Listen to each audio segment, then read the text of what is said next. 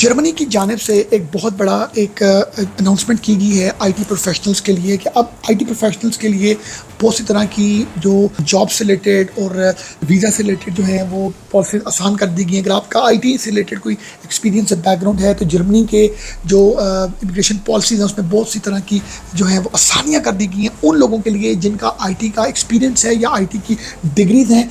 और ये IT professionals के लिए एक गेटवे है टूवर्ड्स जर्मनी, जो आपको डायरेक्ट एक अपॉर्चुनिटी देता है कि आप जर्मनी में आएँ, काम करें, रहें और आप एक स्पेसिफिक टाइम पीरियड के बाद उसका पासपोर्ट हासिल करें। इनमें कौन कौन से लोग फॉल करते हैं, किन किन कैटेगरीज के, कैसे आप इस प्रोग्राम में एनरोल हो सकते हैं और जर्मनी ने इस अनाउंसमेंट से रिलेटेड जो है वो क्या क्या डिटेल्स बताई हैं ये हम जानेंगे आज। अगर आपका आईटी का बैकग्राउंड है, आप आईटी की डिग्री रखते हैं, एक्सपीरियंस रखते हैं, तो आपको जर्मनी जो है ये अपॉर्चुनिटी दे रहा है वर्ल्ड वाइड। अगर आपकी कोई भी नेशनैलिटी है तो आप जर्मनी में जा सकते हैं, काम कर सकते हैं। वहाँ पर रहने के बाद उनका पासपोर्ट आप अगर उन स्पेसिफिक क्राइटेरियाज को मीट करें तो उसको आप हासिल कर सकते हैं आफ्टर लाइक कुछ ईयर्स के बाद। वो डिपेंड करता है सारा।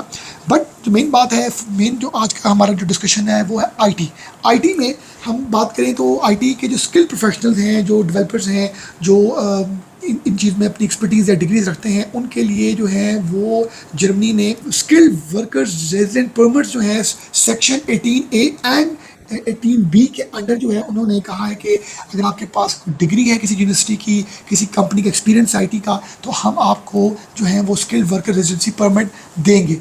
इसके साथ आपकी एज जो है वो 45 ईयर्स जो है वो तक की होनी चाहिए। और इसके साथ आप सॉफ्टवेयर इंजीनियर हैं, आईटी स्पोर्ट्स स्पेशलिस्ट हैं, डेवलपर हैं।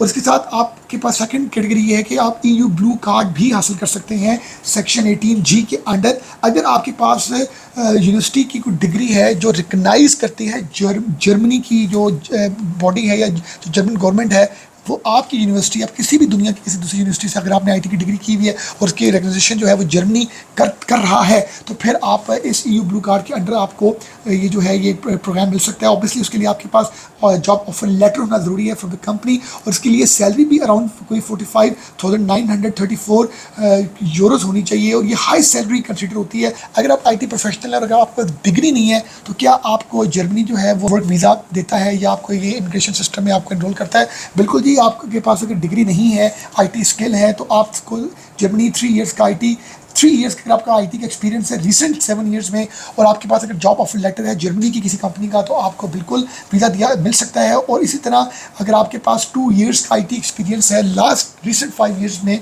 तो और आपके पास अगर जो है वो कोई जॉब है, बट जॉब भी अराउंड लाइक 45,000 यूरोज़ होनी चाहिए पर एनम, तो फिर आपको ये जो है वो इस कैटेगरी में आप फॉल करते हैं। फ्रीलांसर्स हो गए और डेवलपर्स हो गए या आईटी एक्सपर्ट्स हो गए, उनके लिए तो ऑब्वियसली कोई ना कोई अपॉर्चुनिटीज़ जो है वो निकल रही हैं। आईटी की जो इंडस्ट्री है वहाँ पर जो अगर बात करें जर्मनी में, उसमें बहुत सी रिक्वायरमेंट्स, बहुत सी पोजीशंस जो हैं उनको रिक्वायर्ड हैं।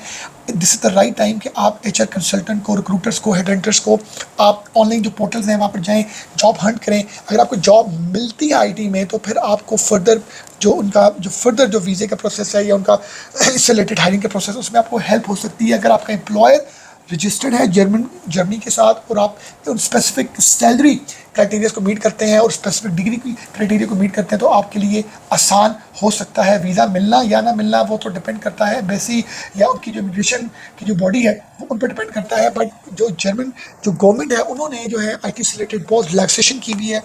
Thank you very much.